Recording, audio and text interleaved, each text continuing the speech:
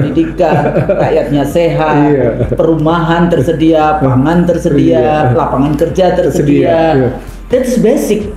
Jadi basicnya itu. Baru kemudian urusan infrastruktur dan sebagainya itu gampang. Sebenarnya Soekarno di awal tahun 61-62 setelah dia membubarkan Freemason, dia sudah bicara satu hal penting yang kemudian baru dibicarakan oleh Joseph Stiglitz pada 2010-2011. Apa itu? Price stability. Oh iya, price stability. Lah ini kan persoalan itu di ekonomi nanti ya. Kayaknya nanti kita akan bahas karena keren banget urusan finance. Finance apa namanya, financial Islamic finance industry model. Itu juga bahasnya tentang price stability. Kayak gitu. Oke. Saya kira kita sudah gitu.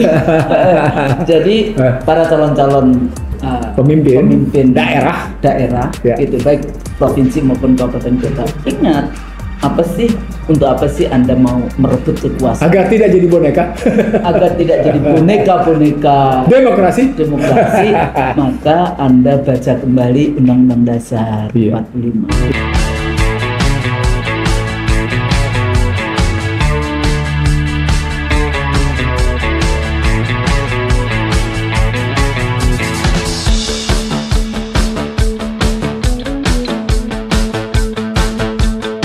Bismillahirrahmanirrahim. Assalamualaikum warahmatullahi wabarakatuh. Waalaikumsalam warahmatullahi wabarakatuh. Kembali dalam program IC Dari Soul Conversation to Scholars. Bersama kami berdua, Dr. Ihsanuddin Nursi dan Gus Maria PhD. Oke. Begitu. Nah, kita semua dari kemarin itu rame nih gitu ya. Karena nanti tanggal berapa itu? 9 November ya Mas Aziz? Pilkada 9 November itu akan ada pilkada serentak gubernur dan bupati wali kota se-Indonesia. Ini sebenarnya konsep yang saya dari dulu nggak setuju dengan model pilkada serentak yang seperti ini gitu ya, secara nasional dan sebagainya, apalagi dengan popular vote gitu ya, local government dengan kalau local government, provinsi kayak gitu kan, nasional. Tapi kalau dijadikan satu antara pilpres dan legislatif, akhirnya legislatif terpinggirkan sehingga pilpres menjadi yang lebih utama ya, konsentrasi kita. Padahal Senayan juga penting, legislatif juga penting karena dia punya fungsi untuk mengawasi eksekutif, mengawasi presiden, untuk mengontrol ya. Jadi to legislate, membuat undang-undang, dan juga fungsi budgeting gitu ya, karena ini penting banget bagaimana distribution of resources APBN kita itu didistribusikan seperti apa. Nah, 9 November ini kita akan melaksanakan pilkada serentak gitu ya, di seluruh Indonesia. Nah, jadi kalau kita itu dianggap yang sangat penting karena direct local government election itu dianggap, kalau dulu ketua DPR mengatakan kita maju itu kalau direct election. Sebenarnya enggak, zaman Yunani kuno direct, kemudian diubah menjadi perwakilan gitu ya, sistem perwakilan. Makanya di Amerika juga nggak ada direct election. Di Amerika presiden nggak ada popular vote. Presiden bukan popular vote, tapi dia bikin yang namanya electoral college. Kemudian kalau yang di mayor itu wali kota tidak semuanya dengan popular vote ya. New York memang dengan popular vote, tapi kota-kota yang lain dia tidak popular vote, dia councilors, jadi municipalities yang dewan kota yang municipalities. Nah, kalau di Australia bagaimana? Di Australia juga sama, hanya di Sydney City Council dan di Melbourne Sydney Council itu yang direct, tapi di sisanya semua municipalities. Jadi kan dewan kota dalam satu sistem bisa kemudian tidak harus sama cara pemilihan menjadi wali kota. Kalau di municipalities, kalau terjadi suara yang sama, apa yang dilakukan? Di Amerika maupun di Inggris maupun di Australia. Menarik bang. Waktu saya penelitian di sana, terus koin. Jadi koin dilempar burung atau angka. Judi ya. That's apa namanya, dia mengimplementasikan seperti Judi. itu. Nggak mau di ini. Jadi akhirnya koinnya ditus kayak gitu. Mana nih? Siapa ini ya? Koin atau apa namanya, uang, angka atau burung kayak gitu kan? Itu tus the coin. Itu bagian dari implementasi model demokrasinya mereka di dalam konteks itu. Jadi bukan musyawarah tapi tus the coin, bukan musyawarah tapi judi, kata Bang Nursi. Nah, ada ini ya, dalam konteks proses kemarin itu ya ada mantan dari apa, capres kayak gitu kan. Ternyata permainan-permainan di balik rekrutmen. Jadi sebelum election itu ada selection. Nah, sebelum selection apa sebelum selection? Rekrutmen, direkrut dulu, baru kemudian dipilih-pilih. Iya, dipilih-pilih. Yaitu bagian dari proses seleksi. Itu ada rekrutmennya, kemudian dipilih siapanya, baru kemudian election, didaftarkan, apakah persyaratannya masuk atau tidak, baru kemudian dilempar ke masyarakat atau popular vote, ya, dipilih secara langsung. Nah, proses seleksi yang di video sebelumnya kita juga jadi masalah dengan calon presiden diusung oleh partai politik atau gabungan partai politik. Sama juga ini. Kalau di sini aturannya Anda punya suara berapa? 25%. 25%, 15% atau, nah mesti harus dilihat nih aturannya pilkadanya berapa persen sebetulnya. Nah, akhirnya dibawa lagi lah ke MK. Akhirnya yang terjadi, dan selalu berpikir ya, mafia yang terjadi, mafia partai politik itu menganggap bahwa kalau semua partai politik dibeli itu pasti kemudian nggak ada yang lain, nggak ada oposisinya, nggak ada jadi calon tunggal. Kan beberapa kali pilkada kan banyak yang calon tunggal. Tapi apakah calon tunggal semuanya menang? Enggak juga. Di Kota Makassar kalah kok. Ya? Kota kosong. Iya, jadi dengan kotak kosong gitu ya, itu kalah. Padahal itu semua partai politik sudah dibeli, tapi kalah juga. Padahal di situ ada elit politik yang masih dekat atau keluarga dari calonnya itu keluarga dari elit politik. Jadi sebetulnya bisa saja masyarakat, rakyat, pemilih itu exercise their power, jadi menggunakan kekuasaan untuk melawan kayak gitu ya, atau menyingkirkan itu. Cuma kemarin yang kita lihat misalnya ARB kayak gitu ya, yang digadang-gadang untuk bisa atau dia kembali lagi menjadi calon gubernur DKI, tapi akhirnya juga nggak dapet tiket kayak gitu ya. Padahal sebenarnya ada juga cara lain dengan tiket perseorangan independen ya, yang harus mengumpulkan KTP. Makanya saya orang yang paling males kalau kemudian, Bu, tolong dong kalau kita lagi berurusan dengan kantor, fotokopi KTP-nya, karena bisa saja dipergunakan, disalahgunakan untuk kemudian kepentingan pilkada kayak gitu ya. DKI kan nanti ada yang perseorangan mengumpulkan KTP berapa? 600.000. Bagaimana itu caranya? Menggunakan siapa mafianya, bagaimana dan sebagainya, itu menjadi persoalan. Apalagi kalau tidak punya masa. Nah, dari segi regulasi, dari segi peserta partai politik ya maupun perseorangan, dari segi penyelenggara ya, ini lucu juga ini KPU, ada beberapa kemarin mantan KPU 2004 kayak gitu, atau KPU yang ada mantannya maksud saya, Husnul mau nggak namanya dimasukkan untuk apa? Untuk supaya KPU melaksanakan lah kemarin waktu apa namanya balik yang gitu, melaksanakan MK, melaksanakan apa dan sebagainya seperti itu. Tapi kalau untuk siapa yang diuntungkan dan sebagainya tidak menjadi perdebatan, tidak menjadi diskusi kita di dalam konteks itu, sampai kemudian DPR akan melawan, DPR kemudian akhirnya gerakan-gerakan mahasiswa, gerakan masyarakat, gerakan buruh turun semua. Nah, melihat kira-kira akan kemana sebetulnya pilkada serentak ini, siapa dibalik semuanya. Jadi dengan model popular vote sebetulnya oligarki ekonomi menjadi sangat kuat. Di situ letaknya saya orang yang tidak setuju dengan dari dulu, dari sejak awal desentralisasi. Saya waktu itu desainnya ada di provinsi, bukan di kabupaten kota, karena kalau di kabupaten kota itu akan terjadi fragmentasi yang luar biasa bagi negara Indonesia. Nah, pada saat itu karena ada kasus Timur Timur ingin pisah, dan kita menganggap bahwa provinsi kalau dikasih desentralisasi akan rentan untuk pisah. Padahal urusan pisah itu mungkin bukan karena diberi kewenangan yang cukup. Bahkan saya di 98 dulu juga sudah mengatakan kalau kita mau melihat Indonesia lebih sejahtera, sebetulnya sistemnya bisa federalisme.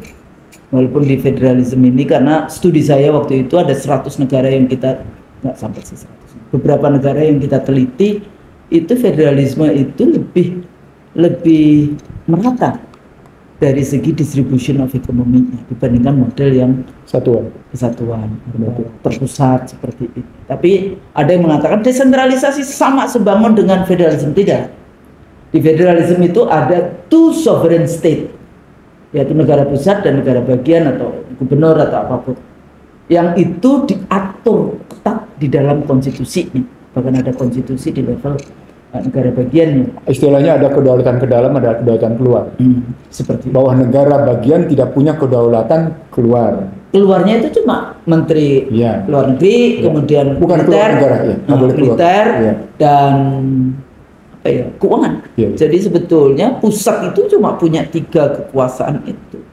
Bahkan 50 tahun sebelumnya, pada awal kemerdekaan, negara federal Amerika itu nggak punya kekuasaan keuangan. Ya, sampai kemudian kok nggak jalan ini federalismenya yang dibangun. Akhirnya tax itu, jadi keuangan itu ke negara federal.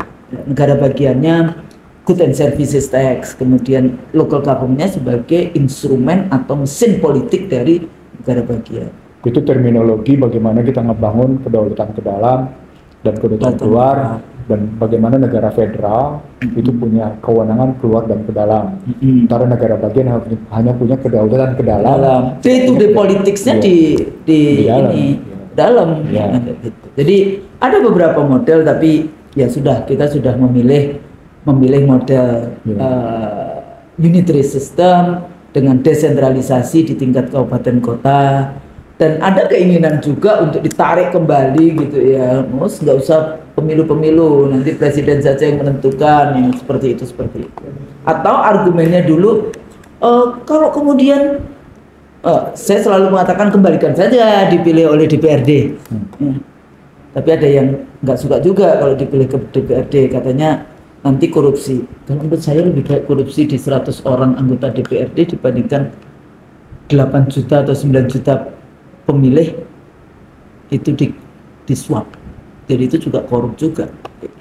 Biarkan yang elit DPRD yang korup dibandingkan harus semua rakyat harus terpaksa di dalam satu sistem. Masuk dalam budaya korup.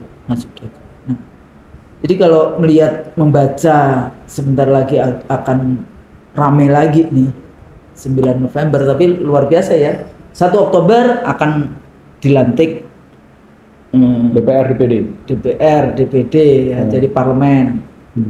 Kemudian 20 Oktober presiden. Nggak lama kemudian gubernur, wali kota, bupati, pemilu, pilkada. Jadi bagaimana ini Bang, kita mau bahas, kita baca. Seperti biasa kalau kita bicara pemilu pasti kita bicara pertama sistemnya dulu kan. Pasti kita bicara sistemnya. Apakah sistemnya langsung atau tidak langsung. Kalau tidak, kita bicara sistem politiknya dulu. Lalu kita bicara tentang siapa pesertanya, bagaimana sistem pemungutan suaranya, bagaimana resolusi konfliknya, kan gitu kan? Bagaimana penyelenggaranya. Biasanya kita bicara kalau pemilu itu kayak gitu. Nah, kalau kita bicara secara keilmuan dengan pendekatan itu, maka muncul pertanyaan, karena sistemnya mengandalkan total, ada partai politik, total partai politik, dan independen diperkenankan dengan syarat-syarat yang berat, maka yang terjadi adalah ada satu sisi nih, yang terjadi adalah ada hambatan masuk bagi independen. Kata kunci pertama adalah ada hambatan masuk bagi independen, baik pada level gubernur, bupati, dan wali kota. Ada hambatan masuk. Jadi untuk kompetisi saja itu sudah diblok. Ada hambatan masuk. Hambatan masuk. Oke. Saya punya pengalaman pribadi, Snol, dan kemudian saya tidak ingin menjadi cagup waktu itu, tapi teman-teman minta, dan saya biarkan teman-teman bekerja, dan ternyata terbukti hambatan masuknya luar biasa di situ. Saya nggak kepingin kalau gitu, tapi teman-teman bekerja itu urusan mereka lah. Dan teman-teman menyatakan begini, tapi itu urusan mereka, bukan urusan saya. Nah, sekarang kalau kita bilang hambatan masuk itu terjadi dan kemudian partai politik terbukti melakukan kayak gini, maka sahih dia berdasarkan konstitusi, partai politik sebagai satu-satunya pemegang kedaulatan rakyat. Karena dalam prakteknya mereka melaksanakan apa yang disebut dengan entry barrier. Hambatan masuk. Entry barrier. Entry barrier. Ada hambatan masuk. Mereka mengokohkan partai politik satu-satunya pemegang kedaulatan rakyat. Pertanyaan pokoknya, kalau partai politik sebagai satu-satunya pemegang kedaulatan rakyat dengan sistemnya seperti itu, pertanyaan besarnya sebagai political scientist, apakah partai politiknya betul-betul berperan? Enggak juga. Husnul masih bilang pakai enggak juga, artinya ada yang berperan, ada yang tidak berperan. Kalau teman-teman kebanyakan dari yang suka diskusi sama saya, tidak berperan. Artinya gagal peranan partai politiknya. Gagal iya, tapi bahwa menafikan ada yang effort gitu ya, usaha-usaha untuk memperbaiki parpol dan sebagainya selalu ada lah. Nggak 100% dalam konteks itu, tapi bahwa dia gagal melaksanakan fungsi partai politik, kan mestinya partai politik minimal melakukan pendidikan politik, rekrutmen politik, sosialisasi dia politik, mengagregasi budaya politik, formulasi kebijakan, implementasi. Betul. Coba kita ukur 5-5-nya, kan bisa kelihatan. Dari fungsi itu di situ kelihatan. Nah, sekarang kalau kita bilang gagal, bagaimana pilkada dilakukan oleh peranan partai politik yang gagal? Menarik nggak pertanyaan? Nggak cuma pilkada kan semua. Nggak, contohnya kalau kita bicara tentang pilkada, maka kita fokus yang beradul gitu. Mulai dari rekrutmen sekarang. Bagaimana sih mereka merekrut calon gubernur, calon bupati, wali kota?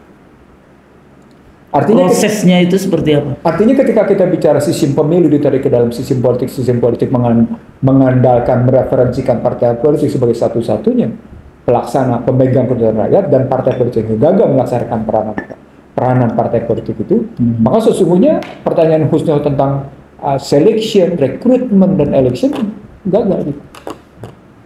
Tesis awalnya sudah begitu, Husnul. Sebetulnya pemilu itu punya fungsi untuk menghabisi atau mengeluarkan orang-orang jahat, pejabat-pejabat jahat yang duduk di kekuasaan, dan memasukkan pejabat-pejabat yang baik. Karena tujuannya virtue politik. Sepertinya ke sana, bukan kemudian dikuasai oleh oligarki, diputuskan. Saya pernah sangat sering satu panel misalnya dengan beberapa calon-calon bupati, wali kota yang pengusaha kayak gitu. Bahasa mereka, daripada kita diatur, ya lebih baik kita akuisisi sehingga menjadi calon. Akhirnya dengan model popular vote seperti ini, kan banyak. Siapa yang biayain? Apalagi khususnya sudah masuk ke popular vote. Artinya di sistem sosial ekonominya sudah berlaku materialism. Popular vote itu popularism. Popularism itu materialism. Nah, kebayang nggak? Majority karena. Karena majority. Artinya materialism dia bertumpu dengan yang namanya kegagalan partai politik. Kebayang nggak? Betapa banyaknya situasi distrust, disorder ini bertumbuh menjadi satu dan tergulung dalam kenyataan pilkada. Dan itu kita anggap sebagai business as usual. Itu maksud saya. Jadi artinya di satu sisi saya mengatakan ini, kita belum bicara tentang calon-calonnya loh, kita baru bicara tentang sistem. Makanya saya mulai dengan komponen partai pemilu itu adalah ini dengan sistem politik begini, dan ternyata hasilnya political sistemnya, social sistemnya sampai pada materialisme ini diterjemahkan dengan kegagalan partai politik. Lalu tadi muncullah akuisisi dengan dengan model begitu. Disandra. Nah, Disandra oleh oligarki ekonomi. nah itu penyanderaan ekonomi. Bagaimana kalau penyanderaan hukum? Ya, dibawa pasal-pasal, dibayar liberalism yang terjadi kan ya dia membawa pasal-pasal ke dalamnya. Itulah yang saya sebut di Lemhanas bahwa pasal 6A ayat 2 presiden dan wakil presiden diusulkan oleh satu partai politik atau beberapa partai politik yang dipilih langsung dalam pemilihan langsung itu pada akhirnya melahirkan satu sistem politisasi, komersialisasi, kriminalisasi. Tinggal tergantung si penguasa mau mainkan apa. Memainkan politisasi ya boleh kita politiskan. Oh kita komersialkan kasih tambah. Mau kita sandra Pak. Termasuk juga ormas-ormas agama dikasih tambang, nggak taunya tambangnya sisa. Iya kan itu. Jadi setelah politisasi, komersialisasi, oh Anda mau lawan saya, tapi Anda mau bersebelahan. Oh iya, saya kriminalisasi. Ya, akhirnya terjadi partai politik di kudeta. Di kudeta. Nggak cuma dikriminalisasi, di kudeta. Iya di kudeta karena kriminalisasi. Iya kriminalisasi dibawa pasal-pasal. Iya. Sebagai cara. Nah, artinya apa? Dapat kita 3 materialisme, kegagalan sistem, terjadi kriminalisasi. Terjadi apa poinnya? Poinnya berarti kita sedang membenarkan satu kelompok kecil orang yang sah secara legal, sah gitu, sahih dia untuk menegakkan perburuan kekuasaan, kehausan akan kekuasaan, dan pemenuhan atas hasrat menumpuk kekayaan itu. Jadi kekuasaan dan kekayaan dia menumpuk jadi satu. Itu sistem. Kebayang nggak tuh penjelasan sistem kita kayak gitu? Bagaimana sistem membenarkan terjadinya pemenuhan atas kehausan kekuasaan dan pemenuhan atas hasrat penumpukan kekayaan? Coba kebayang nggak? Jadi dampak ekonomi tahu Bos? Apa? Gini rasio tinggi. Apa poinnya? Kaya makin kaya, miskin makin miskin. Dan itu kenyataan kejadian. Jadi kalau orang sadar orang miskin makin miskin, orang kaya makin kaya, ini karena kesalahan sistem. Kesalahan sistem politik di Indonesia. Jadi mbok yang ngerti bahwa ada kesalahan sistem dan karena kita mengerti maka tuntutan bagi kepada kita adalah memperbaiki sistem Bosno. Ya. Harus memperbaiki sistem. Nah, pilkada ini, saya ulang Bosno, pilkada ini tidak melahirkan harapan akan ada perbaikan sistem. Walaupun ada calon-calon yang apalagi calonnya ternyata ketika di daerah tidak punya prestasi apa-apa. Iya. Bahkan terjadi penghambur-hamburan anggaran gitu. Saya sampai diadili nepotisme juga. Iya. Saya kalau melihat nepotisme di daerah, saya cuma ngomong aja. Dia cuma niru kok. Saya pernah diadili di Jawa Barat, diadili dalam tanda petik di sebuah media dipimpin oleh Pimretnya, berkumpullah para tokoh-tokohnya di Bandung itu gitu ya. Karena saya menolak menolak calon mereka gitu habis-habisan. Dan saya tunjukkan itu perdebatan terjadi dari pukul 1 sampai dengan pukul 7 malam gitu ya. Dan hasilnya ternyata terbukti gitu. Karena sebelumnya saya menjadi panelis atas perebutan kursi di Jawa Barat itu gitu. Nah, dari gambaran itu sesungguhnya nampak problematiknya. Kalau sistem salah, aktornya salah, tesis saya menjadi prahara Husnul. Terhadap bangsa. Nah, iya.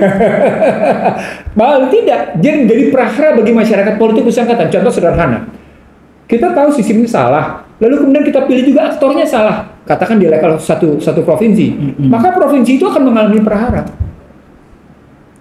Dan kalau yang salah di 500 kabupaten kota, jadi prahara bangsa dia. Prahara bangsa. Itulah buku saya Husnul. Demikian juga yang di tingkat provinsi. Nah, iya sama.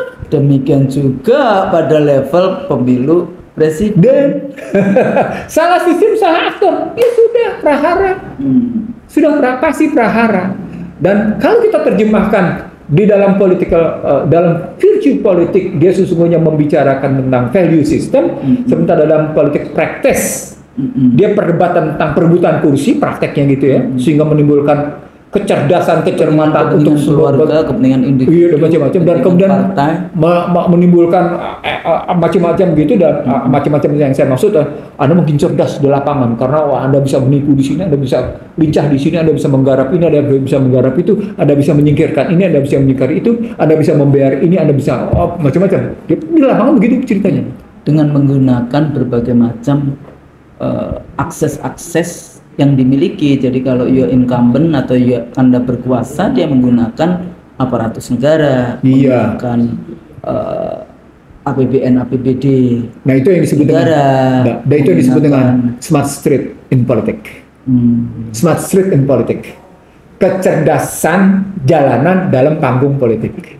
Beda dengan smart academic.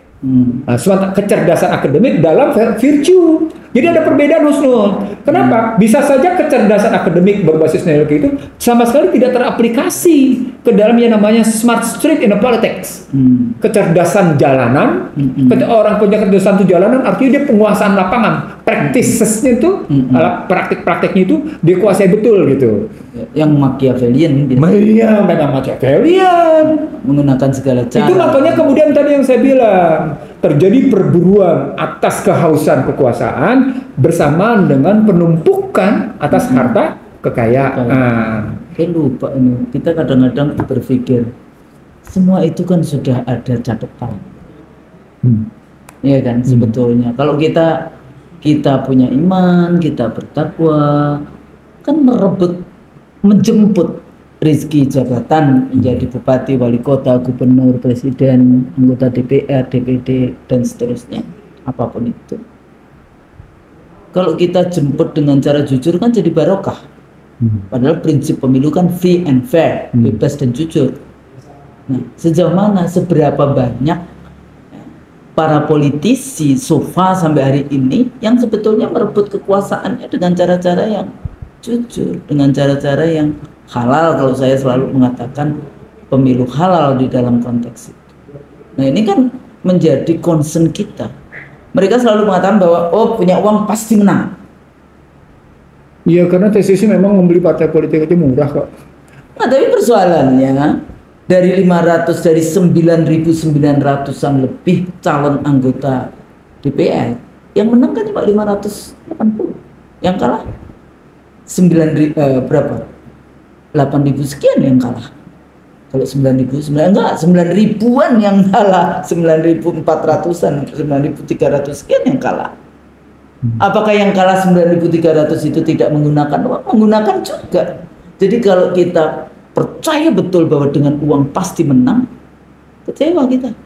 Karena banyak kok yang nggak usah jauh-jauh, beberapa mahasiswa saya yang juga caleg gitu pakai uang, kalah juga dalam konteks itu. Jadi tidak semuanya tesis tentang punya uang pasti menang menjadi nggak berlaku sebetulnya. Itu sebenarnya gambaran tentang practices in vote ya. Jadi praktek-praktek dan pemungutan suara, dan tergantung pada ini masuk ke dalam sistem juga soal DPT. Jadi kebayang nggak di dalam sistem itu salah satunya adalah DPT-nya masih tetap belum bisa dipertanggungjawabkan. Kenapa? Karena selalu ditemukan istilah DPT fiktif. Atau ghost voters. Jadi kita selalu menemukan itu gitu. Jadi problem-problemnya gitu, di sistemnya kayak gitu, DPT-nya fiktif, tidak teratasi, sistemnya begitu, dan ternyata hasilnya tetap berujung pada persoalan segelintir orang berkuasa yang menentukan arahnya kemana gitu. Yang istilah KPU independen ternyata tidak independen gitu kan. Mulai dari rekrutmennya, siklusnya KPU sendiri sebagai penyelenggara ya. Jadi kita punya problem bertumpuk-tumpuk gitu. Nah, problem bertumpuk-tumpuk itu terjadi justru disebabkan oleh tadi yang saya bilang, di satu sisi kita bicara tentang materialisme, tapi di sisi lain kita bicara tadi tentang bagaimana kegagalan praktek partai politik, kegagalan peranan partai politik yang diikuti dengan yang namanya orang masing-masing tujuannya berburu kekuasaan dalam rangka legit. Kekuasaan legit. Karena satu kekuasaan yang kau dapatkan, kekayaan berikutnya. Nah, itu di situ nanti bisa lihat di situ perbedaan Husnul kita berdua dengan banyak hal. Karena kita menganggap kekuasaan itu adalah kita capai selain amanah, Innalillahi wa inna ilaihi raji'un. selain itu kita dapat juga karena prestasi. Jadi Iya. kalau kita tidak merasa berprestasi di situ, kita tidak akan mengambil kekuasaan di situ, gitu ya maksudnya. Betul. We got a position because we have achieved. Jadi kita nggak mau mendapatkan jabatan kalau kita bukan Tidak punya ahli prestasi di situ, bidang gitu loh. Kita gitu. boleh amru ila ghairi itu. pantadirisa. Kalau kita serahkan kekuasaan kepada Yang itu bukan yang ahli. tidak ahlinya, Ya sudah, rusak. sudahlah. Gitu. Tunggulah kerusakan. Tunggulah kerusakan. Kita nggak mau Iya. bagian dari Kerusakan itu. kerusakan. Nggak mau deh. Oke. Kita terusin Nusno. Karena kalau kita sudah bicara sistem kayak gitu, kita tahu KPU-nya begitu, pemungutan suaranya begitu, gitu ya. Partai politiknya begitu, rekrutmennya kayak gitu, gitu kan. Badan penyelesaian konfliknya begitu, gitu. Lima-limanya bermasalah. Kira-kira outputnya bermasalah nggak? Ya pasti Ya kan? bermasalah dong. Selalu kan pertanyaan Bang Rusi dulu kan, apakah kemudian inputnya salah? Hah? Nah, tergantung prosesnya mau tobat atau prosesnya masih salah, baru kemudian outputnya garbage in, Garbage in, garbage out. Nah, bagaimana caranya memotong vicious circle-nya? Nah, di sini sebenarnya tidak mungkin, hampir tidak mungkin pada kerangka yang salah, pada sistem yang salah melahirkan aktor yang benar. Hampir tidak mungkin. Tetapi selalu saja ada celah bahwa disebutnya ini dalam statistik namanya standar deviasi. Oke. Ada standar penyimpangan baku namanya. Kalau pakai statistik, standar penyimpangan baku, standar deviation namanya. Ada simpangan baku. Nah, dalam simpangan baku, walaupun statusnya garbage in, garbage out, bisa juga garbage in, good out. Nah, itu standar penyimpangan baku terjadi gitu. Garbage in, good out. Tapi itu kecil sekali, namanya saja standar penyimpangan baku. Pasti kecil kan? Presentasinya pasti kecil. Yang terbesarnya pasti garbage out juga. Pasti begitu. Nah, dalam kerangka itu sesungguhnya di Amerika juga terjadi, Husnul. Ya. Banyak wali kota gubernur yang ternyata betul-betul berperilaku baik terhadap warganya sampai dia nunjukin betul diterima oleh masyarakatnya luar biasa. Itu tadi dalam garbage and garbage out pasti ada simpangan baku. Simpangan bakunya standar deviation tadi adalah yang disebut dengan good out atau bahkan bukan sekedar good out, greed out. Simpangan bakunya kecil tapi punya bobot tinggi dari segi kuantitatif, angka relatif kecil. Negara Latin Amerika di mana itu yang sekarang presidennya juga Nicolas Maduro yang tetap melakukan perlawanan terhadap Washington, yang berkali-kali mau dijatuhkan gagal. Dari mulai Hugo Chavez kayak ada yang kayak gitu dan itu menarik kalau ambil studinya kayak gitu. Nah, untuk Indonesia dengan mode tadi khususnya selalu memasalahkan bagaimana selection, recruitment dan election, saya kira kembali lagi ke dalam tesis partai politik sebagai satu-satunya pemegang saham terbentuknya pemerintahan karena dia satu-satunya pemegang kedaulatan. Sudah sampai di situ. Maka sekarang kita pindah ke analisis tokoh. Kita tahu bahwa sistemnya sudah berusak. Nah, maka kita pindah ke aktornya. Katanya aktornya sama aja juga rusak semua. Jangan gitu dong. Oke, sekarang kita masuk. Salah satu bukti aplikasi, salah satu aplikasi dari gambaran sistem rusak itu adalah Anies yang tidak berhasil dicalonkan. Tidak berhasil dicalonkan oleh partai politik, juga tidak bisa main ke dalam konstruksi independen. Sehingga beredar isu Anies dan rekan-rekan mendirikan partai politik. Maka Anies telah di sini dia berinvestasi atas kata-katanya, politik kata-kata istilahnya. Dia berinvestasi dengan politik kata-katanya, maka dia telah menuai namanya. Apakah menuai baik atau menuai buruk itu urusan lain. Tapi minimal dia sudah menuai nama dia. Dan salah satu bentuk penuaian nama dia adalah dia memperoleh simpati dari para pendukungnya, dalam posisi dia telah dizalimi oleh sistem. Jadi karena sistem zalim terhadap dia, maka dia telah menuai simpati. Jadi ada buahnya juga. Iya, buah dari itu. Nah, dari menuai simpati itulah dia mengambil potensi atas modal politiknya. Kan simpati tadi adalah modal politiknya. Modal politiknya, dia mendirikan partai. Itu makanya isunya kayak gitu. Sekarang pertanyaan. Oke. Muncul tesis, apakah selama 5 tahun ke depan, ini kita bicara tokoh, bicara aktor, gitu ya. Apakah dalam 5 tahun ke depan, nama Anies akan tenggelam, atau nama Anies akan flat, plain, atau nama Anies tetap akan di panggung, dan kemudian dia mempertahankan popularitasnya dengan politik kata-katanya, gitu ya. Atau kemudian dia berhadapan dengan tokoh lain yang mampu mengimbangi posisi dia sehingga terjadi persaingan popularitas. Nah, di sini kita muncul melihat bagaimana tokoh-tokoh yang dianggap sebagai mobilitas vertikal. Mereka dari pimpinan daerah dengan riwayat Joko Widodo kayak gitu bisa naik ke gubernur, dari gubernur bisa naik ke presiden. Contoh yang paling sederhana bisa kita lihat yang namanya Ridwan Kamil dari wali kota Bandung pindah menjadi gubernur Jawa Barat, sekarang menjadi calon gubernur daerah khusus Jakarta, yang daerah khusus Jakartanya menjadi kota global, yang kota global berarti sangat tergantung pada kekuatan investasi global, yang berarti kota Jakarta adalah kota penghisapan finansial global. Pahami dulu itu dulu. Karena tesisnya adalah ketika Anda bilang Jakarta adalah kota global, dan kota global itu didasarkan atas dirujuk pada investasi global, maka Jakarta adalah kota penghisapan investor global. Sederhananya gitu. Apa globalnya bisa domestik, bisa luar loh, kelasnya bisa begitu. Karena kebanyakan investor domestik pun sudah bermain secara global. Dia sudah bermain di Shanghai, sudah bermain di Singapura, sudah bermain di Australia, sudah bermain di Cina, sudah bermain di Hong Kong, sudah bermain di beberapa kota. Sudah bermain di Filipina, Singapura, ya itu udah levelnya udah begitu. Poinnya adalah ketika Jakarta dinyatakan kota global, maka ujungnya Jakarta menyediakan dirinya untuk menjadi kotanya yang dihisap oleh kekuatan finansial global. Maka muncullah orang-orang yang akan bicaranya globalisasi. Dan kata kunci berikutnya adalah gombalisasi. Itulah. itu faktanya. Karena kemarin di Jawa Barat pun dia sesungguhnya tidak punya prestasi apa-apa. Itu makanya saya bilang saya pernah diadili. Itu loh tadi ceritanya. Oke, sudah. Sekarang kita pindah. Oke. Ada Bang prestasi. Ya, apa?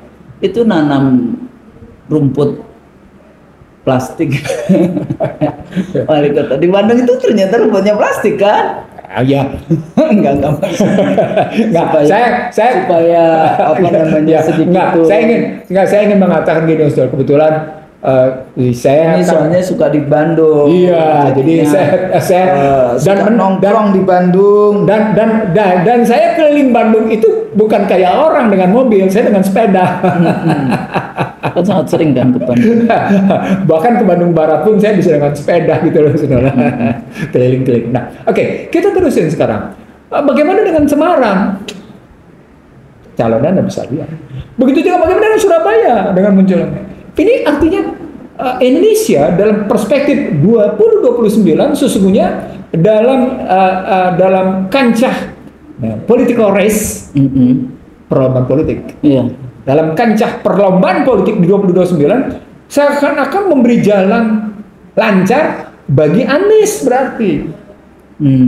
Karena beberapa musuhnya tidak punya standar politik kata-kata yang setara dengan Anies.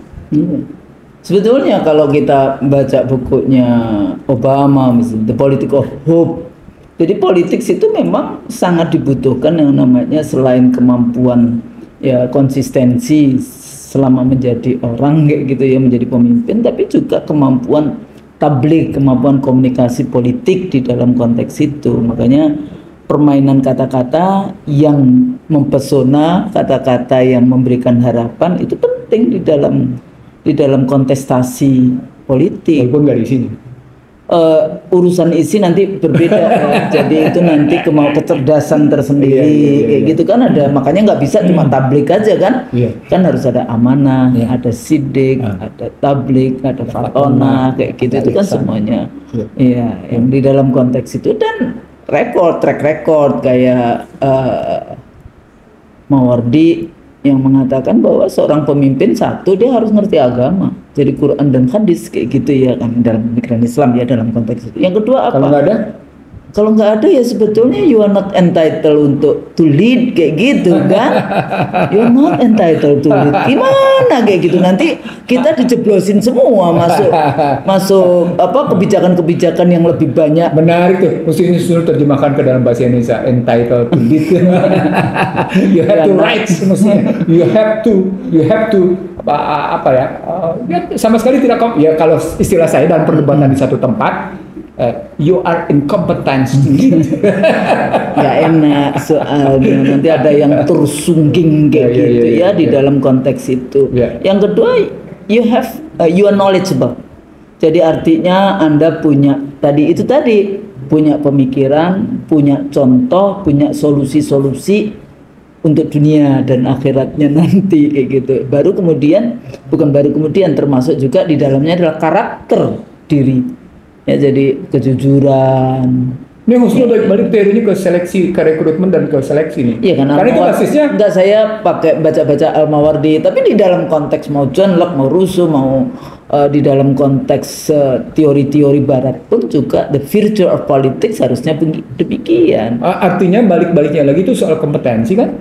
Iya. Kalau soal kompetensi kan komponennya cuma 3, skill, knowledge, attitude, ya balik lagi situ. Nah, tapi di model kompetensi nggak ada. Sebentar. Ketika Husnul bicara, saya menyederhanakan SKA, skill, knowledge, attitude. Ini bisa kita terjemahkan Husnul langsung ke dalam para calon. Kan kita bicara aktor. Ketika sistem gagal, kita terjemahkan ke dalam aktor. Padahal aktor kita punya 2 kemungkinan. Ada yang memenuhi standar, ada yang menyimpang dari standar. Kita bicara tentang simpangan dari standar karena kita nggak percaya pada yang standar, sistem tadi. Berarti kita bicara tentang simpangan standar. Kebetulan simpangan pada standar ketemunya Anies. Kenapa? Karena Anies di input nggak selesai. Gitu loh maksudnya. Iya, nggak sampai. Paham ya? Ini analisisnya, analisisnya nggak. Ini analisisnya memang di luar out of the box betul gitu lah. Nah, ketika kita bicara standar deviasi atas posisi output disebabkan input berantakan, maka apakah kita masih tetap bisa menakar SKA, skill, knowledge, attitude? Bisa, harus. Bahkan makin kental dia. Terutama ketika skill, knowledge, attitude-nya kita rujuk ke dalam relasi antara nilai, kebijakan dasar, strategi, fungsi, dan teknologi. Wah, menarik. Yang dalam perkembangan teknologi, informasi, dan komunikasi, kebijakan dasar, strategi, dan fungsi di-shortcut, dipangkas, langsung teknologi ke nilai. Itulah yang Husnul pegang, itulah yang kita pegang. Apakah laptop, apakah gadget. Itu sebenarnya memangkas kebijakan dasar, strategi, dan fungsi. Dia langsung teknologi langsung nabrak ke nilai. Sehingga orang acap kali masuk terjebak ke dalam posisi shortcut. Misalnya contoh sederhananya, ketika kita bicara tentang Garuda Biru, itu karena gerakan menyingkat persoalan kebijakan dasar tidak pernah dibahas, tidak pernah dibahas tentang strategi-strategi yang muncul, tidak pernah dibahas tentang fungsi-fungsi dari kehidupan konstitusional, langsung ini dalam keadaan darurat, langsung nembak ke posisi dasarnya apa? Demokrasi liberal. Sama dalam pilkada begini, dipotonglah cerita tentang kebijakan dasar, dipotonglah cerita tentang strategi dan fungsinya, langsung bicara tentang sudahlah, partai politik memutuskan yang dicalonkan adalah si A, si B, dan si D untuk provinsi ini. Terjadilah persaingan. Sekarang persaingannya, apakah model persaingan, indeksnya persaingannya, memenuhi 4 syarat? Tadi harus ada skill, knowledge, attitude. Persaingan harus ada 4 syarat. Bagaimana harga dalam hal ini janji-janji yang memunculkan? Jadi kata pertamanya adalah produknya. Produknya ini harganya gimana nih? Produknya produk janji-janji palsu atau janji-janji yang sebenarnya? Karena menyangkut harga. Harga atas partai politik, harga atas yang bisa dicalonkan. Jadi misalnya contohnya begini. Apakah seorang Anies Baswedan punya harga yang cukup tinggi? Wah, gitu. Pada tadi political of hope, gitu. Punya harga yang tinggi. Yang kedua, sini menarik di sini. Apakah dia memang punya kualitas yang tinggi atas harapan tadi? Jadi harga dan kualitas. Yang ketiga, apakah dia punya inovasi? Gitu ya. Sebelum inovasi delivery. Apakah dia mendelivery janji-janjinya, hope-nya itu? Mendelivery. Jadi harga, kualitas, delivery. Baru yang keempat, apakah dia punya inovasi? Nah, sekarang pertanyaan. Kita aplikasikan dia ke dalam semua pertarungan calon, nggak usah keluar Jawa, di Jawa aja, gitu ya. Dia masuk ke dalam kategori 4 ini.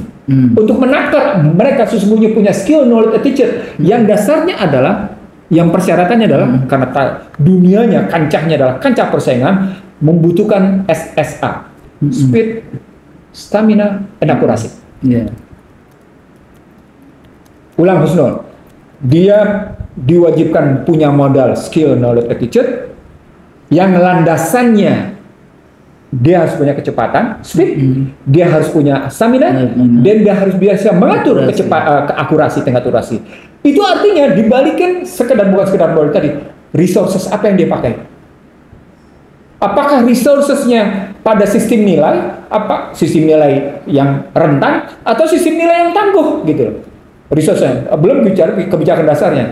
Artinya ketika kita kembali ke dalam resources based approach dengan pendekatan berbasis sumber daya, itu kita bisa melihat resources based approach-nya berbasis sumber daya, human capital-nya, social capital-nya, atau kita bicara tentang market based approach-nya karena didukung oleh yang namanya para pendukungnya. Contoh PDIP merasa punya kekokohan di Jakarta misalnya atau di Jawa Timur misalnya, gitu kan? Itu kan market based approach namanya. Itu market based approach. Atau market based approach kayak gitu bisa juga untuk sumber daya. Contohnya kalau di Jakarta mungkin kelompok Islam. Contohnya begitu. Kalau di Jawa Timur, Jakarta dari dulu zaman Orde Baru pun juga menjadi basis kelompok Islam. Gitu. Itu market based approach. Jadi ada resources based approach, ada yang namanya tadi market based. Ada juga yang disebut dengan institutional based approach. Arti pendekatannya adalah apakah partai politiknya bekerja? Kalau dalam perusahaan namanya, apakah korporasinya bekerja memasarkan marketing? Gitu. Berikutnya baru di sini Husnul bicara tentang apakah jejaring sistem dia bekerja. Jadi political and social networknya bekerja.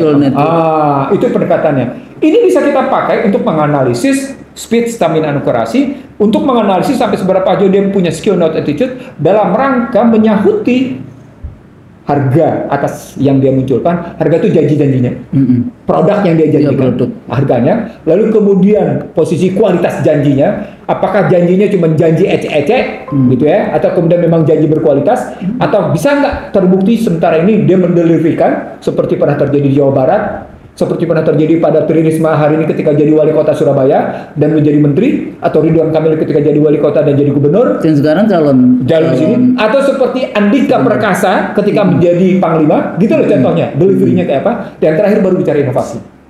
Ini baru berpikirnya logis, Susno.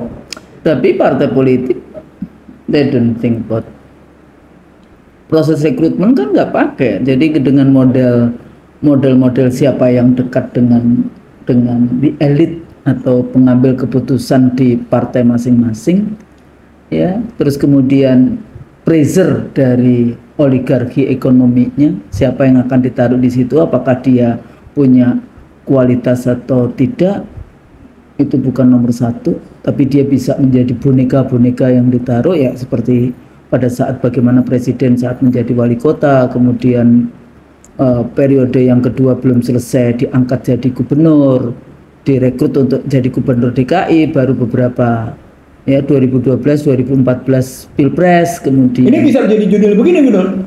Pilkada, berdagang boneka. Berdagang boneka.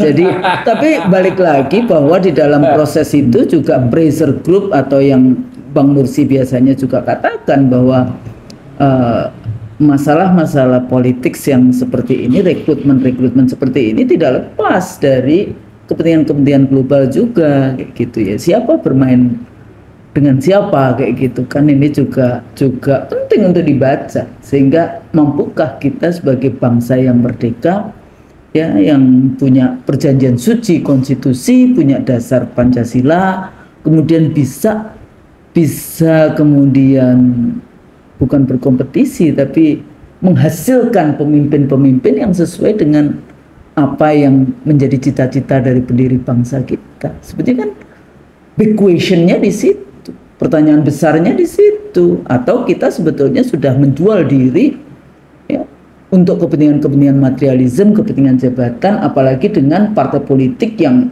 bagi saya, bagaimana partai politik dijebak dengan bandar-bandar karena regulasinya sendiri sudah begitu. Jadi partai politik nggak bisa kemudian ikut pemilu kalau nggak punya kantor di 100% provinsi, 75% kabupaten kota, 50% kecamatan. Terus siapa yang membiayai partai politik? Kan nggak ada yang namanya iuran anggota untuk siapa yang jadi anggota partai politik dan sebagainya. Akhirnya mereka terjebak dengan model materi. Sementara di rekrutmen, fungsi dari media propaganda di dalam konteks itu menjadi sangat besar. Bahkan lembaga survei menjadi alat juga, bukan untuk plebissit demokrasi, tapi dia menjadi alat untuk penggiringan opini. Dan kita orang Indonesia, lay personnya, pemilihnya sangat mudah dipengaruhi, sangat mudah lupa, ya, dipengaruhi sangat mudah, sehingga kasihan gitu, aduh sederhana, bajunya 60.000, celananya 100.000. Well, ya, generasi berikutnya pergi ke Amerika, kayak gitu, sampai kemudian beli roti 400.000. Ya sebetulnya itu 400.000 paling kan nggak sampai $50 ya. Nggak nyampe kan, $40 yang kayak gitu-gitu sebetulnya sih. Bukan yang itu, tapi 400.000, tapi nggak usah itu dipertontonkan bahwa kau makan roti 400.000 kan, kayak gitu. Dan ternyata bukan hanya itu, lebih dari itu juga lagi dimunculkan lagi. Ternyata bukan hanya Kaisang dan Rina, Bobby pun pakai jet pribadi dan kosnya dipertanyakan dari mana itu kosnya. Nah itu kan kemudian muncul berbagai macam, tapi media tidak kemudian ada model-model media investigatif kayak gitu ya, menjadi media katanya. Nah kalau kemudian sekarang model kayak Tempo, ya Tempo you have to be responsible. Bukankah Anda yang dulu di awal-awal sampai ada apa yang pertama kali yang pakai diangkat itu kan di kantor Tempo. Iya. Dan sekarang nggak perlu kemudian pakai menangis di depan itu, you have to fix it. Kan begitu kan, jadi kalau masih dikasih umur kan, masih alhamdulillah kita dikasih umur, yang kita masih bertaubat, 10.000 rupiah per $1 juga. Ya gitu ya dalam konteks ini. Jadi kalau tadi bicara tentang track record, kita bicara tentang delivery, kita bicara tentang apa yang di delivery. Mobil SMK, apalagi yang di delivery. Dulu katanya buyback, apa itu yang Indosat, malah kemudian dibeli yang nggak perlu dibeli, saham sendiri, Freeport misalnya kayak gitu, yang harusnya tahun 2023 udah balik tanpa harus dibeli. Dan kemudian bagaimana ekstraktivisme resources yang habis-habisan diberikan kepada segelintir orang, segelintir pejabat yang berkolusi di dalam konteks itu. Nah, semuanya ini sebetulnya partai politik menjadi bertanggung jawab. Tokoh-tokoh yang dulu selalu mengatakan bahwa oh ya dia simbol dari civil society, simbol dari ini. Nah, Anda kalau nggak punya record, udah. Kita dari dunia pendidikan, urusan sekolah aja, yang benar yang mana? Sekarang juga dipertanyakan juga kan ini, yang dimenangkan oleh KPU dan. Nah, sampai di sini kita dapat pemilu sebagai ajang pendidikan politik sesungguhnya sudah pada level krisis pendidikan politik. Sudah sampai di situ. Jadi ketika harus bikin orang yang kayak gitu, saya menyimpulkan dengan sederhana, sesungguhnya sejak 2004 hingga hari ini pemilu tergambarkan sebagai proses krisis pendidikan politik karena makin terdegradasinya makna kedaulatan rakyat per individual, terdegradasinya the dignity of man, of the people. Naik lagi the people. Jangan men saja. Jadi kalau ditarik lagi ke atas, the dignity of nation. Man itu dignity-nya laki-laki, perempuannya masih kok. Nggak, artinya man itu dalam pengertian manusia. Ya. The dignity of man, people. The dignity of people. Naik, kalau saya people-nya saya anggap sebagai bentuk plural. Man itu juga plural, tapi maksudnya individual. Nah, kalau kita perempuan. Ya, ada perempuan. Jadi, lalu kemudian kita naikin the dignity of people, kita naikin the dignity of nation, maka berikutnya hasilnya kelihatan bahwa perjalanan demokrasi liberal yang diproduk oleh Undang-Undang Dasar 2002 sesungguhnya telah melahirkan krisis pendidikan politik. Dari tengahnya namanya kegagalan sistem pendidikan. Ya di situ. Artinya sesungguhnya kita setuju bahwa sesungguhnya Indonesia dalam posisi darurat. Tetapi bukan dengan model pendekatan demokrasi liberal. Bahwa darurat Indonesia bukan karena demokrasi liberal. Bukan hanya karena demokrasi liberal diganggu, tidak dijalankan. Tapi justru darurat Indonesia disebabkan oleh demokrasi liberal. Karena selalu mengatakan itu. Dan orang berpikir bahwa model pemilu yang direct yang Filipina itu satu-satu. Saya ingin mengatakan begini Husnul, mereka menganggap darurat Indonesia karena demokrasi liberal diganggu oleh dinasti. Begitu maksud mereka. Iya. Sehingga darurat tidak salah. Gitu loh. Demokrasi liberal itulah sebagai independent variable bagi darurat Indonesia. Benar. Jadi dia menjadi penyebab independent variable itu penyebab sebab kayak gitu yang menjadikan kita. Ini asing untuk disertasi nih Mas. Iya, sudah ada dikasih semua ya variabel independennya.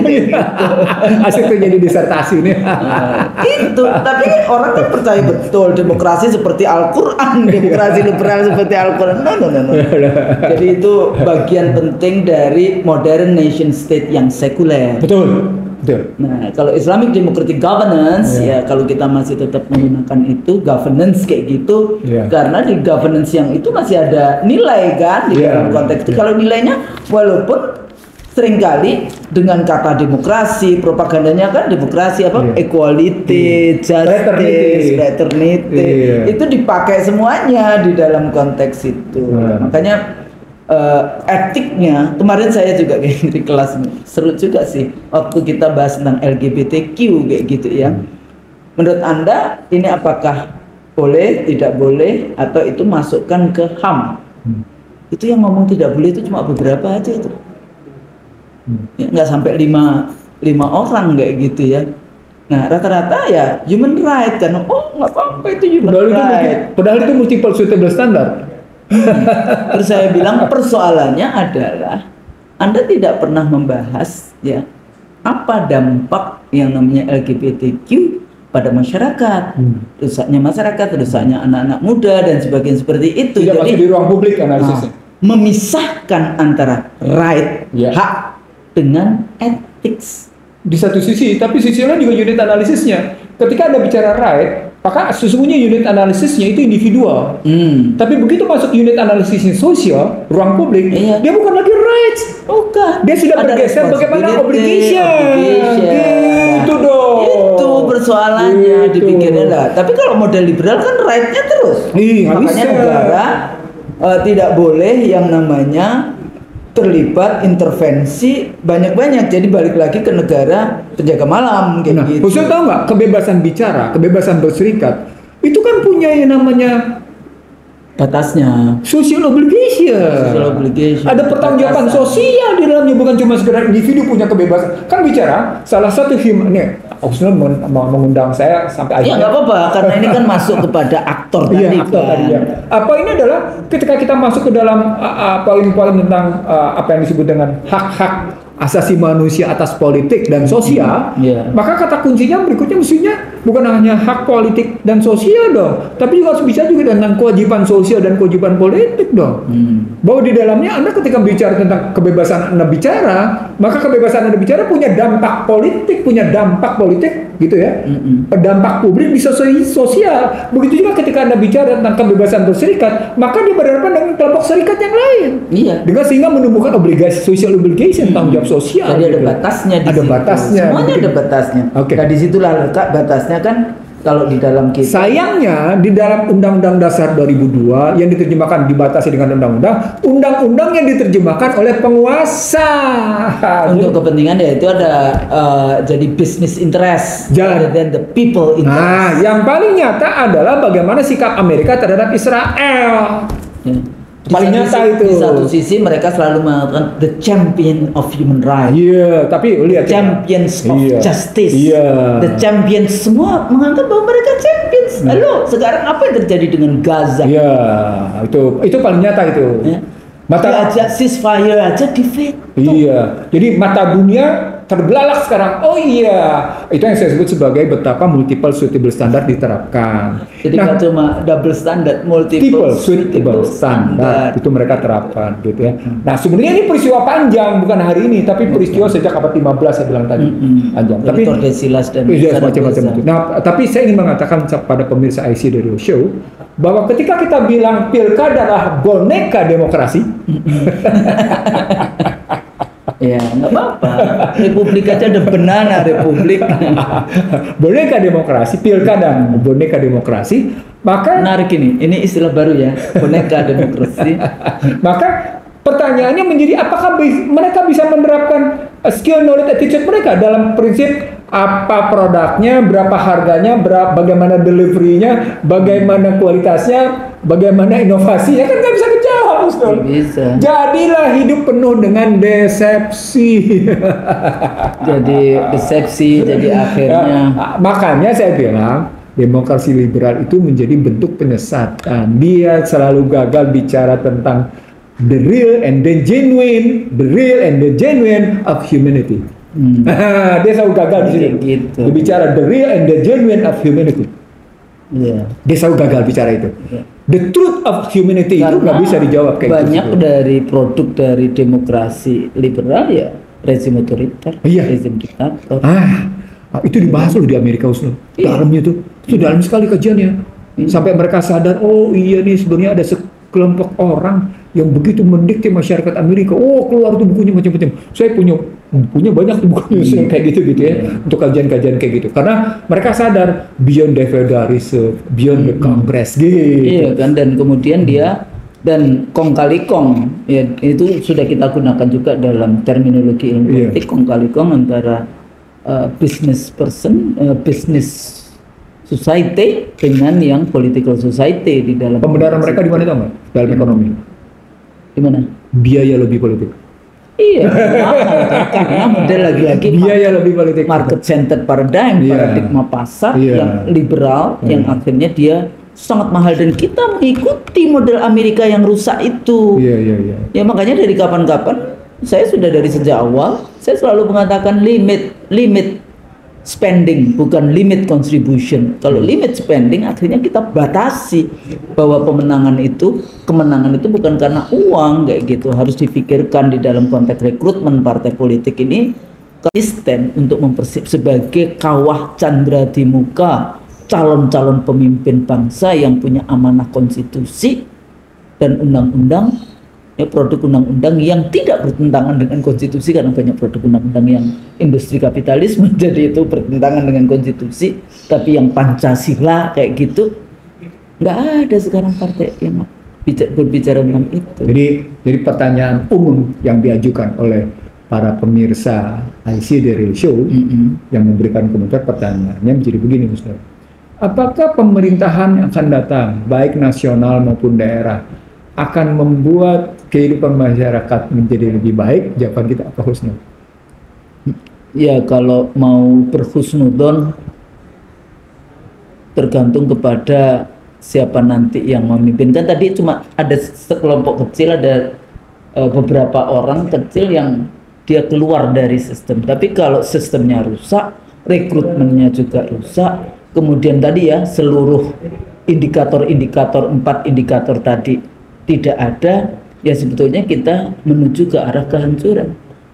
Jadi benar dong kalau tesis yang pada kita bangun 2007 itu. Nah sekarang siapa? Apakah kemudian apakah kemudian 20 Oktober nanti selamat sampai ini rezim ini selamat sampai 20 Oktober, wallahu alam bisawab gitu ya. Tapi setelah 20 Oktober apakah kemudian ya, Presiden sendiri bisa melepaskan diri dari jeratan-jeratan poros Jakarta Beijing atau poros Jakarta Washington? Sejauh mana bisa kemudian dignified untuk kembali kepada Undang-Undang Dasar 45, membereskan berbagai persoalan dalam negeri, memperkuat dalam negeri. Jadi bukan kemudian kita kan selalu mengatakan gimana caranya, ya harus memperkuat domestik kayak gitu kan. Coba jadi jangan dihinakan dengan inward looking. Kalau kitanya rentan, mudah kan invasi, intervensi, intimidasi yang seperti itu. Bahkan untuk kabupaten kota Aceh itu ada warga negara Amerika ikut pilkada di NTT menang. Lah gimana? Tapi bagi saya waktu ditanya, ya dia cuma nyontek kok, presidennya dulu mengangkat menteri atau wakil menteri yang juga warga negara Amerika.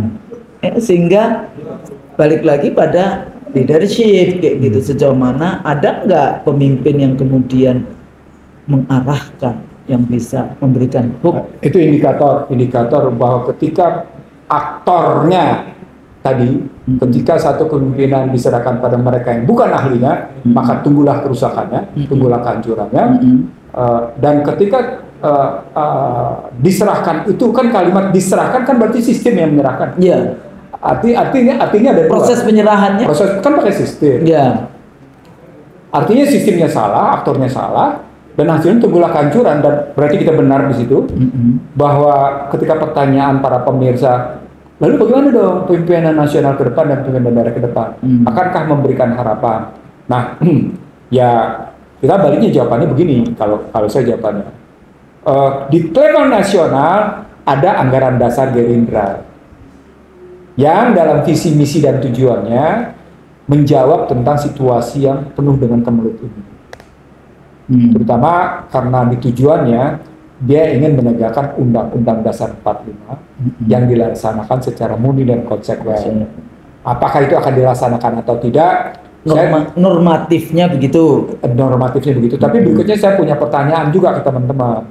Itu kebijakan, kan setelah kita tahu value-nya begitu, maka kita tanya dong, kebijakan dasarnya apa? Apakah kebijakan dasarnya itu apa yang Prabowo Subianto sebarkan? Strategi transformasi bangsa menurut Prabowo Subianto, misalnya. Bagaimana itu?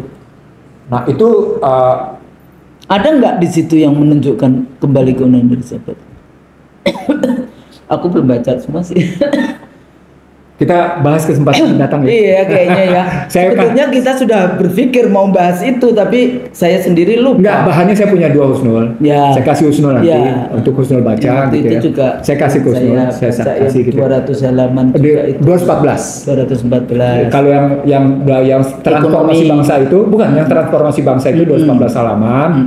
Kalau yang strategi transformasi bangsa itu sebagai pendapat Prabowo Subianto cuma beberapa belas halaman dalam bentuk PowerPoint. Nah itu nanti saya kasih. Jadi lucu juga karena kita sebelumnya yang juga sudah tayang kita bahas tentang transformasi. Iya. Apakah kita belum baca itu waktu itu? Iya betul. Terus akhirnya setelah selesai itu baru kemudian kita dapatkan. Iya, kita dapatkan dokumen itu kayak gitu. Dan tentu banyak pertanyaan di situ. Nah jadi itu level nasional begitu. Lalu kenapa tiba-tiba sekarang sudah punya semangat berutang lagi sampai 700 triliun gitu? Kan sudah keluar kata-kata. Ya tapi sebetulnya dia secara perspektif ekonomi kan dari dulu juga liberal. Nah, kalau sudah sampai di situ kita jawab dalam semangat. Atau dia nasionalis? Saya belum bisa jawab, Husnul. Walaupun saya bisa jawab. Oke. Ya kita tahu kayak gitu, cuma kayaknya enggak dulu deh. Waktunya sekarang enggak sekarang. Nah itu di level nasional. Kita turun sekarang ke pilkada. Apakah di level pilkada akan melahirkan apa yang disebut dengan 5 prinsip kesejahteraan? Pertama, kalau 5 prinsip kesejahteraan itu berarti pertama pendidikan. Yang kedua kesehatan. Yang ketiga pengangguran, lapangan kerja. Pengangguran, lapangan kerja. Yang keempat perumahan. Walaupun dalam Maslow pangan yang pertama dan papan yang pertama, ini bisa dikatakan juga harus dijawab. Iya. Nah, pangan dan papan. Pangan dan papan. Nah, Maslow kayak gitu. Tapi kalau kita melihat sekarang model begini, kita bulan apa-apa sudah bicara impor beras. Maka seperti saya bilang sekarang, Pangan. kita tidak hanya bicara tentang food security, Ya. kita tidak hanya bicara Kedaulatan pangan. kedaulatan pangan itu puncak. Jadi mereka punya 3 struktur: food sovereignty, Food resilient food, lalu kemudian food security. Food security bicaranya ketahanan, resilience bicaranya kemandirian, sovereign bicaranya kedaulatan. Ini punya makna beda-beda. Yang dikehendaki oleh global sebenarnya levelnya ini, Karena dia liberal, dia Iya. mau free trade, dia Iya. mau ambil untung Iya. untuk market yang 275 juta di Indonesia. artinya sesungguhnya kepala daerah ini kalau memang mau bicara menjawab 5 tantangan kesejahteraan itu, please bicaranya kalau tidak resilient, food resilience, atau kemudian health resilience, atau paling tidak tentang jobs resilience, gitu ya, pakai S ya, Iya. jobs resilience, gitu ya posisinya, atau kemudian yang tentang health and education resilience, maka Health and education. iya di situ maka dia sudah memenuhi amanat konstitusi. Do you think that they read the Constitution? I don't know about it. Saya kira gitu, Ustaz. Ya. Persoalannya kita ini ya, Ya. ya nggak apa-apa. As a scholars Ya. ada curiosity. Iya, pasti dong. Jadi- Kalau Anda tidak punya curiosity, rontok scholarsnya. Rontok kayak Iya. gitu. Tapi kalau dia ada, alhamdulillah. Kalau nggak ada udah dikasih tahu tadi. Jadi apa sih tugas Anda mau maju mendapatkan kekuasaan? Ya, jadi bagaimana mensejahterakan gitu ya. Sejahtera butuh pendidikan, mencerdaskan, butuh pendidikan, rakyatnya sehat, Iya. perumahan tersedia, pangan tersedia, Iya. lapangan kerja tersedia. Iya. That's basic. Iya. Jadi basicnya itu. Iya. Baru kemudian urusan infrastruktur dan sebagainya itu gampang. Sebenarnya Soekarno di awal tahun 61-62 setelah dia membubarkan Freemason, dia sudah bicara satu hal penting yang kemudian baru dibicarakan oleh Joseph Stiglitz pada 2010-2011. Apa itu? Apa itu? Price stability. Oh ya, price stability. Lah ini kan persoalan itu di nanti ya. Kayaknya nanti kita akan bahas karena itu Keren juga banget urusan finance. Iya. Finance apa namanya? Financial Islamic finance Iya, iya. industry modal. Iya. Itu juga bahasnya Masih tentang price stability. Iya. Ternyata kayak gitu. Oke. Saya kira kita Kayak gitu. Jadi para calon-calon Pemimpin daerah. Ya. gitu baik provinsi maupun kabupaten kota, ingat untuk apa sih Anda mau merebut kekuasaan Agar tidak jadi boneka. agar tidak jadi boneka Demokrasi. maka Anda baca kembali Undang-Undang Dasar Iya. 45 Iya. tugas-tugas amanah yang dihisap yang itu kok. Iya. Sumpah jabatan. Sumpah jabatan demi Allah kan. Iya. Ya, dia akan melakukan itu. Oke. Mudah-mudahan bahasan kita, conversation kita Iya. ini berguna Iya. ya bagi para relawan, Iya. bagi partai politik, Iya. dan bagi kita semua. Iya. The lay person juga Iya. nggak apa-apa. Kita Iya. memang saling belajar kayak Iya. gitu ya. Kita juga memberikan pertanyaan-pertanyaan supaya ya kita semakin cerdas. Dengan pertanyaan itu kita mencari tahu jawabannya. Iya. Mudah-mudahan berguna. Kalau Amin. salah, Kita kami mohon minta maaf. Ya. Assalamualaikum warahmatullahi wabarakatuh. Waalaikumsalam.